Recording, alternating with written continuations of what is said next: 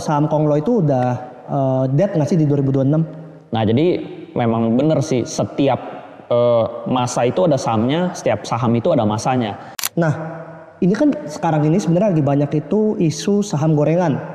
Nah menurut lu gimana nih bro, saham gorengan itu seperti apa dan menurut lu gimana gitu bro?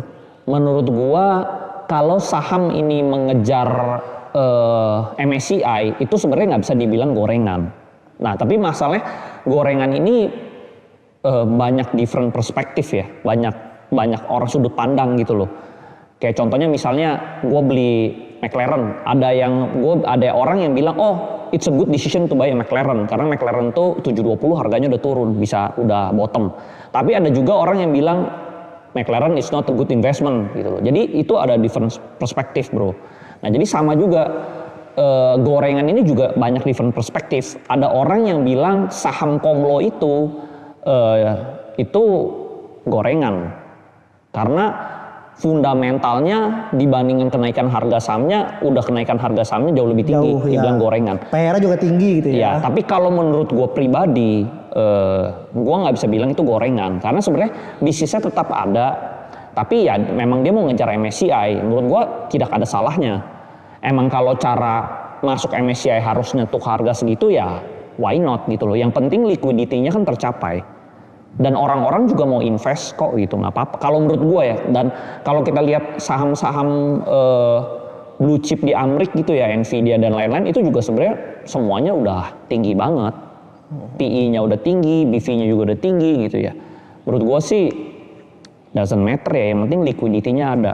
Nah, yang menurut gue, yang gue maksud, kalau menurut pandangan gue ya, yang gorengan itu yang bener-bener tidak ada fundamentalnya sama sekali, tidak ngejar MSCI juga, lalu benar-benar bisnisnya itu kosong, benar-benar nggak ada bisnisnya, bahkan perusahaannya udah merugi.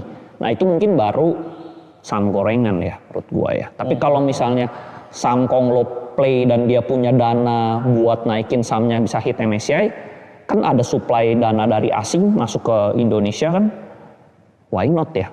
Toh investor di Indonesia diuntungkan, ownernya tidak dump ke investor di Indonesia ya kan, ya menurut gua why not. Dan lagi pula biasanya kalaupun harga sahamnya dinaikkan, dia juga akan melakukan suatu aksi korporasi, misalnya dia di perusahaan lain atau lain. Dan dia dapat dana asing dari luar kan, jadi dia bisa ekspansi bisnisnya di Indonesia jadi lebih besar lagi ya. Menurut gua apapun yang bisa menguntungkan masyarakat banyak sih tidak bisa dibilang gorengan ya. Oke. Yang penting kan ini kepentingan kita sebagai masyarakat Indonesia tercapai gitu, dapat investasi besar ya. Ya ini makanya setiap orang beda-beda opinion ya, ini kan opinion gua ya, menurut gua ya. Punya sudut pandang berbeda lah ya. Yes, betul. Nah tapi kalau kayak gitu, menurut lu menarik kan nih saham PAPP sekarang karena istilah kata udah diskon 50% lebih gitu. Kalau menurut gua right now still is not the best time lah. Belum bagus lah karena kita belum tahu nih aturan MSCI yang pastinya itu bagaimana. Kalau misalnya aturannya udah jelas, sudah pasti, terus kita melihat para konglomerat ini bisa ngikutin free float dan lain-lainnya dari si MSCI ini, ya mungkin dari situ baru menarik lagi. Tapi jadi menurut gua kita tunggu aturan dari MSCI lah pastinya bagaimana. Tapi kalau udah keluar aturannya mungkin harga sahamnya udah naik bro, kita ketinggalan dong. Menurut itu gimana? Ya kan tinggal kita hitung ya, dia naiknya dari kenaikan itu masih bisa lebih tinggi nggak? Kalau masih bisa naik lebih tinggi lagi kan it's okay. Kayak contohnya misalnya dia kan udah turun 50-60%. Kalau tiba-tiba peraturannya jelas dan sahamnya naik 10%, tapi kan masih ada kenaikan 40-50% lagi ya masih boleh dikejar lah seperti itu. Why not gitu ya? Why not gitu loh. Itu justru enak karena udah turun ini kita udah lihat nih, dia all time high-nya segini nih. Kalau misalnya dia hit target, misalnya peraturan MSCI keluar dia naik segini. Kita tahu nih kita masih bisa naik segini. Jadi gampang karena udah ada patokannya gitu loh. Kayak misalnya kalau lu tanya nih, banjir di Jakarta itu setinggi mana sih? Kalau lu nggak ada berkaca history, lu nggak tahu tingginya mana. Tapi kalau misalnya lu udah tahu nih tahun lalu tingginya sedengkul gitu loh. Ya lu kan udah ada tembok itu udah ada garisnya bro, udah ada garis bekas banjirnya. Betul. Jadi lu tahu nih banjirnya dulu setinggi dengkul.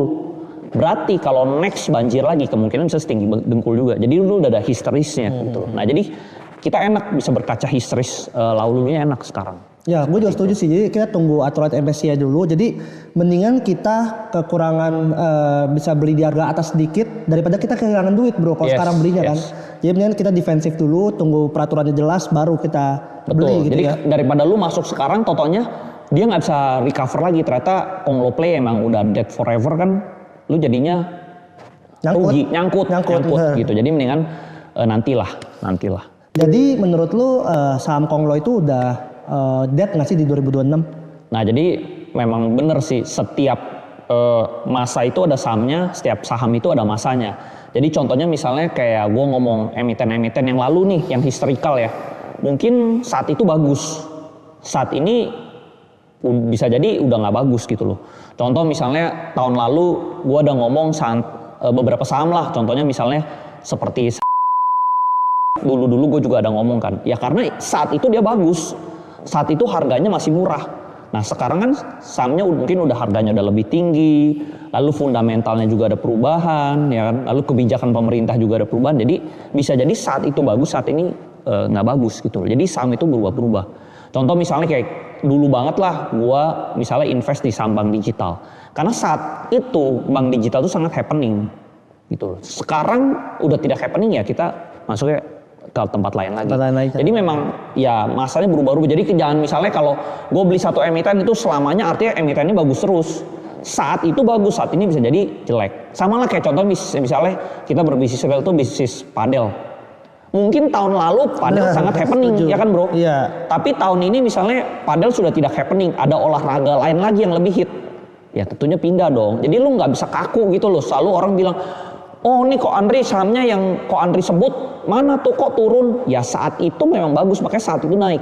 Saat sekarang belum tentu dia jadi winner lagi gitu loh, winner stock lagi gitu. Jadi setiap zaman tuh berubah. Tapi seperti itu. Udah dead belum nih si Konglo Play ini? Ya kita harus wait and see lah sampai di April dan Mei itu. Oke.